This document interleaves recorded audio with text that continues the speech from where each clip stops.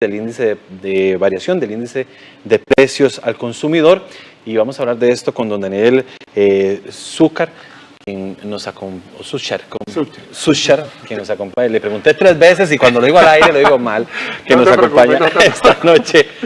Primero expliquémosle a la gente qué es el IPC para que haya una base de esta discusión. Claro, por supuesto. El índice de precios al consumidor, al final lo que viene siendo es agarrar la canasta básica de los productos, obviamente básicos, digamos, de un año al otro.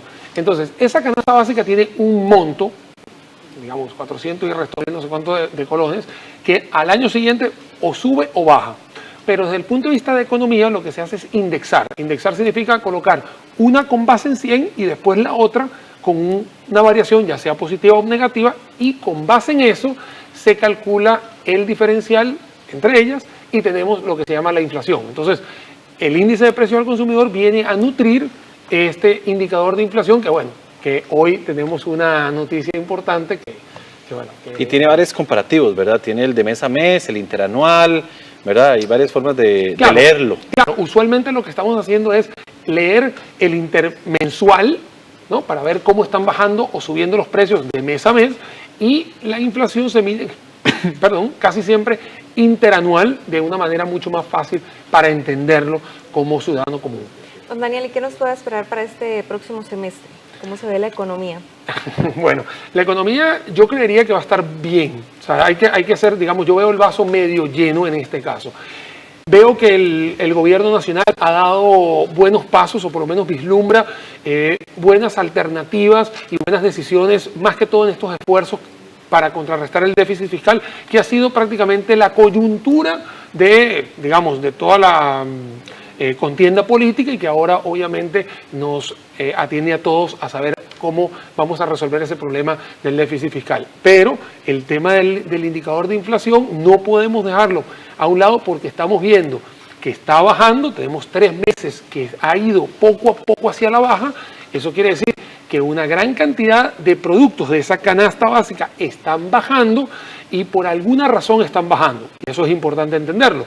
¿Qué es lo que está pasando? Que bienes y servicios se están prácticamente yendo hacia la baja. Lo que está pasando es que el comercio no tiene un buen dinamismo. Entonces, ¿qué es lo que tenemos que esperar de Costa Rica? Que este dinamismo dé un golpe de timón a partir de julio, tener una buena esperanza para poder lograr ese 3,4% de incremento en Producto Interno Bruto de Costa Rica, y que Costa Rica vuelva a la senda económica, que yo sí creo que va a pasar, porque veo que un gobierno está tratando de hacer buenos esfuerzos para cubrir todo esto. Pero bueno, también hay explicaciones contextuales, ¿verdad? Yo lo revisaba, y de las cosas que más bajaron están los paquetes turísticos en precio, ¿verdad? Que tiene que ver con que en abril se acaba la temporada alta, ¿verdad? Y mayo ya refleja precios de temporada baja, y eso influye. No solo es que hay una serie de cosas que bajan, sino que también tienen explicaciones diversas, como esta de contexto. Claro, son digamos, de un tema temporal, y eso tiene que estar claro, y eso es típico del comercio.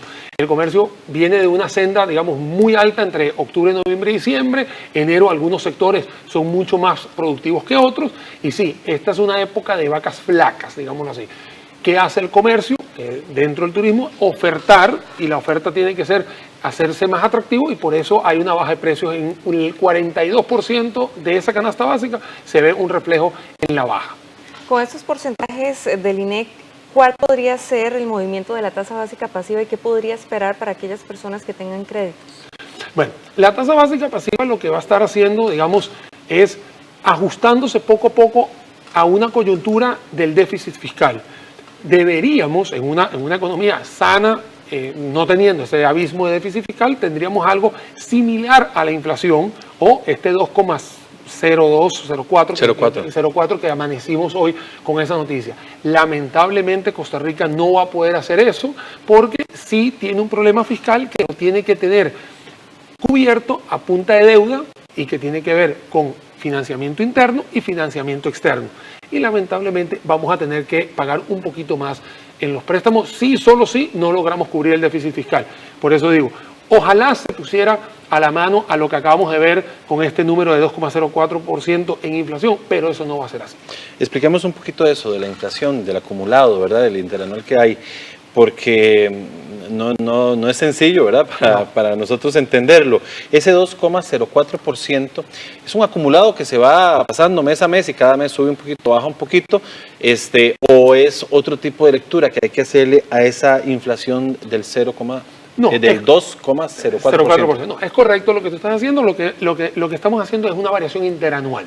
Interanual es lo que va de mayo, porque estamos haciendo la lectura de mayo a el mayo anterior, ¿no? Todo un año. Lo que costaba el año pasado 100, hoy está costando 102,4, ¿no?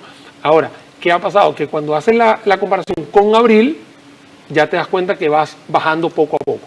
Eso es un problema. O sea, cuando los precios están bajando, que uno diría, sí, qué dicha que está bajando, hay que tener cuidado con eso, porque también ahí se va a ver reflejados los aumentos salariales, ¿no? ¿Qué va a pasar con la economía del país? Y cuando tenemos una inflación muy cercana a cero, eso quiere decir que los precios no varían, es porque usualmente no hay dinero en la calle.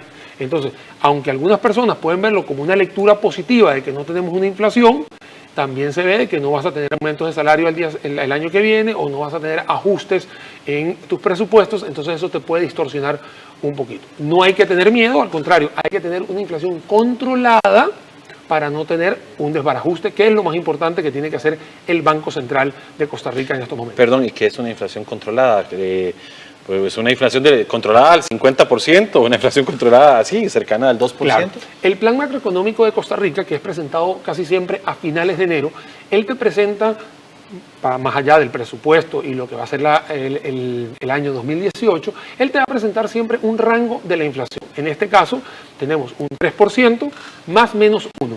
Entonces, tienes un rango en el cual ese dato de inflación debería estar oscilando, ojalá, que pegaría el 3%. Eso quedaría perfecto. Si queda por el 2 o queda por el 4, todavía estaría en ese rango. Eso se llama algo controlado, porque va a estar controlado ese indicador que a la postre va a alimentar el presupuesto de las empresas, el presupuesto de la nación, los aumentos de salario, aumento de muchas cosas, es una referencia. Cuando se va de ese rango, baja del 2%, que fue lo que pasó en el 17, en el 16 y en el 15, o inflaciones por encima de ese rango, ahí es donde viene la distorsión. Es correcto lo que me estás comentando. Puede ser que un país tenga controlado al 7%, lo tenga ahí, pero tenga su rango y todos sus indicadores van a tener su referencia. Pero si existe una distorsión, es ahí donde va a haber la complicación. ¿Qué recomendaciones se le puede dar a la población interesada en invertir en estos próximos meses, en invertir en un crédito para vivienda, carro? ¿Es factible, no es factible? Sí. Hay que estar claros que el mundo sigue girando.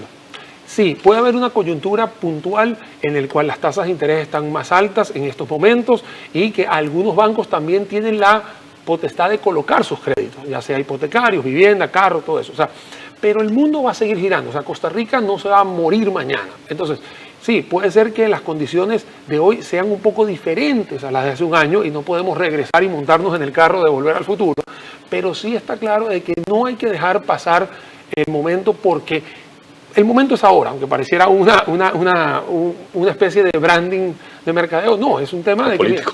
No político, pero sí es un tema de que no hay que tener ese miedo. O sea, no estamos viviendo algo como lo que está viviendo Argentina, nada que ver con lo que está pasando con Venezuela o otros países donde esta distorsión es totalmente incontrolable. Al contrario, estamos viviendo un momento donde las tasas de interés están un poquito más altas, pero no tenemos una economía descontrolada y que si usted quiere esperar un poquito, puede esperar, pero no se preocupe, sí se puede endeudar tranquilamente y claro, ya ahí tiene que haber un tema de finanzas personales donde tiene que estar claro que sus ingresos van a pagar su cuota. Eso es importante, eso digamos es un poquito más personal. Por último, don Daniel, organismos internacionales, organismos que están evaluando y fijándose en la economía de nuestro país, han dado muy buenas señales a partir de las medidas de control del gasto que ha anunciado el gobierno.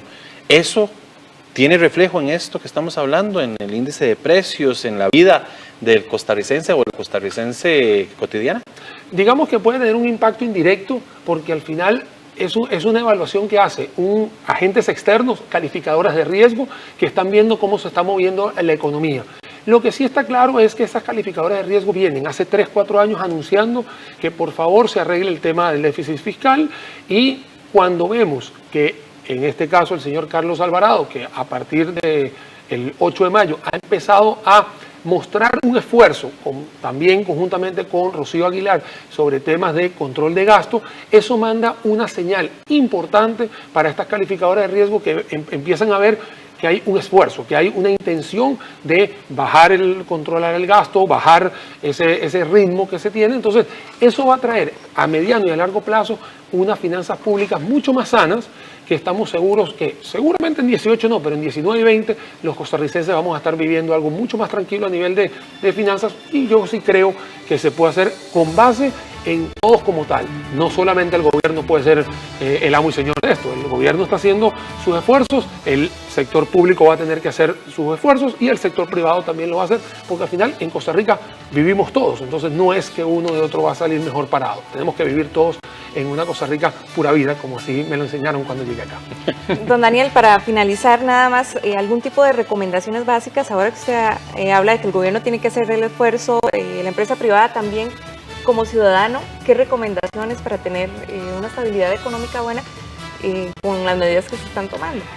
El ciudadano común tiene que entender que existe una situación complicada a nivel de déficit fiscal. De hecho, varios analistas se han mostrado anuentes a explicar lo que ha pasado con el déficit, y hay que entender que van a haber ajustes. Claro, el que todo nos impacta es el impuesto de valor agregado, que se viene hablando y discutiendo hace mucho tiempo, pero no hay que verlo algo malo, hay que verlo como algo que nos va a impactar positivamente, digamos, al ciudadano en mediano y largo plazo. Honduras en el 2013 tenía un déficit del 7,9. Hubo que hacer lo mismo que se está planteando ahora, donde hubo migración en impuestos, hubo recortes, y hoy en día está por debajo del 2% en déficit fiscal.